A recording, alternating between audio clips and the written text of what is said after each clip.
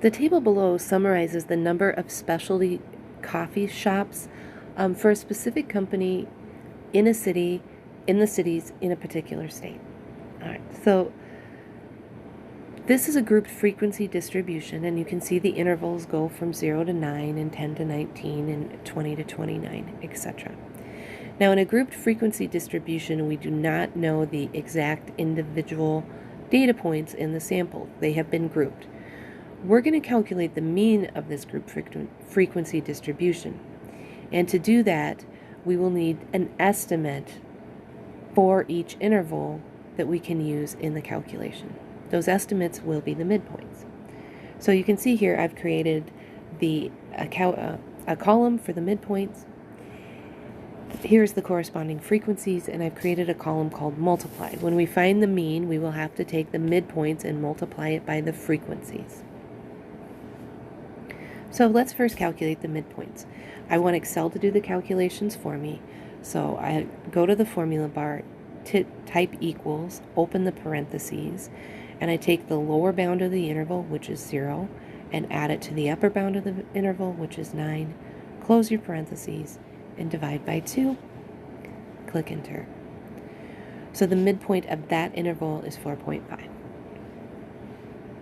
And we'll do this for each of the intervals.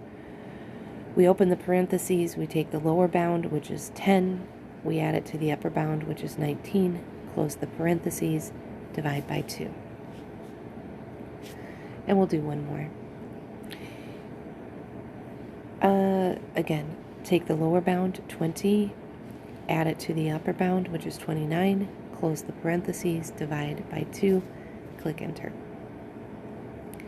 So at this point, it's pretty clear that the midpoints are increasing by 10. So let's just complete the rest of them. 34.5, 44.5, 54.5, 64.5, 74.5, and 84.5.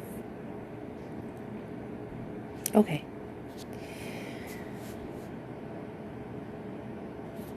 Now here you can see the sum, but let me show you how I would calculate that. So the frequencies are listed here. I want to find out the size of the sample. So to do that, again, I'll use a formula. We click equals, type in the sum, S-U-M. Excel gives us the option. I click the sum. I don't want to have to type those numbers again, so I can just select the range and come up here. I want to find the sum of these numbers, close the parentheses, and click enter. So the size of our sample is 60. Now we want to multiply those midpoints by the frequency. So we come up here, hit equals. We want to multiply the value in this cell times, and you'll want to use this star, the value in that cell. Click enter. Okay. Now I want to do that for every value in the multiply column. So I'm working on my tablet. On your computer, you should be able to see a little box here, and you can pull down, and it will just fill. Now, if you're working on your tablet, you have to do it a little bit different first. You'll highlight it, click fill, tell it you want it to fill. Now when it's green, then you can pull down, and those values will automatically calculate. So you can see here, if you look up in the formula bar, that's E7 times F7.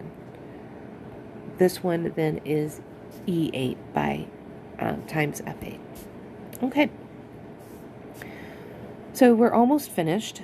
Now we just need to sum all the values in the multiply column. So we click equals. We use the sum function, select the sum function. I want to sum these values. Close your parentheses, click OK. And there we can see the sum of that multiply column. So now to calculate the mean, we want Excel to calculate for us the sum of the multiply columns divided by the sample size, which is 60.